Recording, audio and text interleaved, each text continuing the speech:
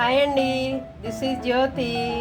ఈరోజు చేపల కూర అండి. మన కూర చేపల కూర ఉంజరం ఇగురండి. దీని స్పెషల్ ఏంటంటే చింతపండు లేకుండా వండుతాము ఉంజరం ఇగురు.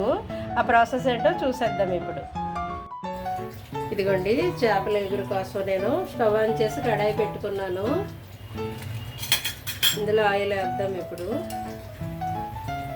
1 2 నేను 4 గరిటెలు వేసానండి ఆయిల్. అంటే ఇది ఇగురు కదా, పులుసు కాదు, అందువల్ల కొంచెం ఆయిల్ ఎక్కువ పడుతుంది. అయితే నేను దీంట్లోకి 2 పెద్ద ఉల్లిపాయలండి, 2 పెద్ద ఉల్లిపాయలు, 1 టమాటా, వీటిని మిక్సీలో గ్రైండ్ చేశాను. ఇవి ఉంజరం చేపలండి. ఉంజరం చేపలు 1 కేజీ తీసుకున్నాను. కేజీ చేపలు ఇవి 2 చిన్నవి అన్నమాట. కేజీ చేపలు, ఆ కేజీ చేపల్లోకి నేను 2 ఉల్లిపాయలు, 1 టమాటా గ్రేవీ కోసము నేను అవి కట్ చేసుకుని ఇదిగోండి మిక్సీలో గ్రైండ్ చేశాను. ఓకే, మిక్సీలో గ్రైండ్ చేసిన తర్వాత ఇదిగో ఆయిల్ హీట్ అయ్యింది, ఇందులో వేసాను.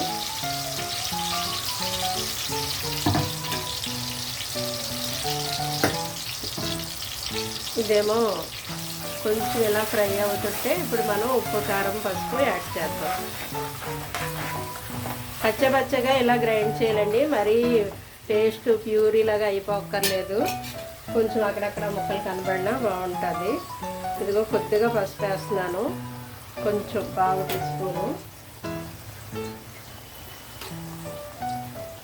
ఇది చింతపండు వేయమండి, కాబట్టి ఉప్పు చూసుకుని వేసుకోవాలి. అంత పులుపు ఉండదు కదా, పులుపు ఎక్కువైతే ఉప్పు ఎక్కువ పడుతుంది. చింతపండు వేయట్లేదు కాబట్టి నేను 1/2 టీ స్పూను సాల్ట్ కూరకు సరిపడా ఇప్పుడే వేసేసాను. ఇదిగోండి కారము 3 స్పూన్లు ఫుల్గా వేసానండి, మీరు చూసుకోండి. దీంట్లోకి మరలా నేను 2 పచ్చిమిర్చి చీలికలు, కొత్తిమీర, కరివేపాకు కూడా నేను చిన్నగా కట్ చేసి పెట్టుకుంటానండి. అయితే దీంట్లో నేను చింతపండు వేయట్లేదు, అందువల్ల అల్లం వెల్లుల్లి పేస్ట్ వేస్తున్నాను.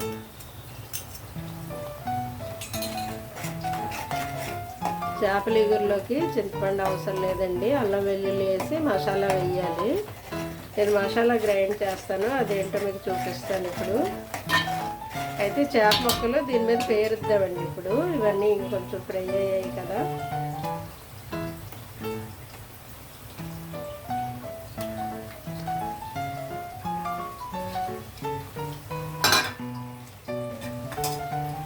ఇవి కూడా వేసేస్తున్నాను, కరివేపాకు, పచ్చిమిర్చి, కొద్దిగా కొత్తిమీర.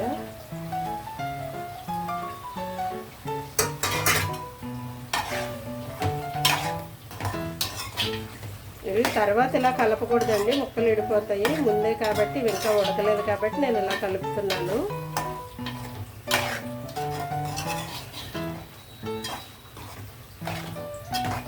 తర్వాత మీరు ఇలా కలిపితే ముక్కలన్నీ విడిపోయి కలిసిపోతాయి గ్రేవీలోను. ఫస్టే కాబట్టి ఉడకలేదు కాబట్టి నేను అలా కలుపుతున్నాను. తర్వాత అయితే ఇలా ముక్కకి మధ్యలో స్లోగా కలపాలి. ఇవి ఇలా వేడెక్కుతూ ఉంటాయి. ఇదిగోండి మసాలా, దీనికోసం ధనియాలు, జీలకర్ర, గసగసాలు, వెల్లుల్లి రెబ్బలు. ఇదిగో నేను ఇవి చాలా తక్కువ వేసుకుంటాను. లవంగ మొగ్గ చిన్నదే చెక్కండి. ఇందులో యాలక్కాయ వేయరు చేపల కూరకి, ఆ టేస్ట్ వేరేగా ఉంటుంది కదా, మళ్ళీ తీపిదానం వచ్చేస్తుంది. అందుకని ఇదిగో లవంగ మొగ్గలు 2 వేసాను. 2 లవంగ మొగ్గలు, చిన్న చెక్క, వెల్లుల్లి, జీలకర్ర, ధనియాలు, గసగసాలు. అవి ఇప్పుడు గ్రైండ్ చేస్తాను.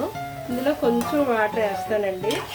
మిక్సీలో ఉల్లిపాయ, టమాటా గ్రైండ్ చేశాను కదా, ఆ మిక్సీ కడిగి కొద్దిగా వాటర్ వేస్తాను. ఎక్కువ వాటర్ అక్కర్లేదు దీనికి, ఇగురు కాబట్టి, పులుసు కాదు కాబట్టి వాటర్ ఎక్కువ అక్కర్లేదు.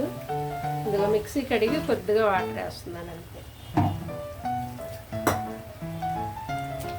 చాలండి. ఇది ఉడికి లోపల నేను మసాలా గ్రైండ్ చేసుకుంటాను. చూద్దామండి చేపల కూర. ఇవి ముక్కలు కొంచెం ఇలా తిరగేయాలండి, నెమ్మదిగా ఎటువైపు ఇలా టర్న్ చేయాలి. ప్రతి ముక్కనే నెమ్మదిగా స్లోగా కలిసిపోతాయి కదా మళ్ళీని, అందుకని ఇలా ఈ విధంగా టర్న్ చేసిన తర్వాత అయిపోయిందండి ఆల్మోస్ట్.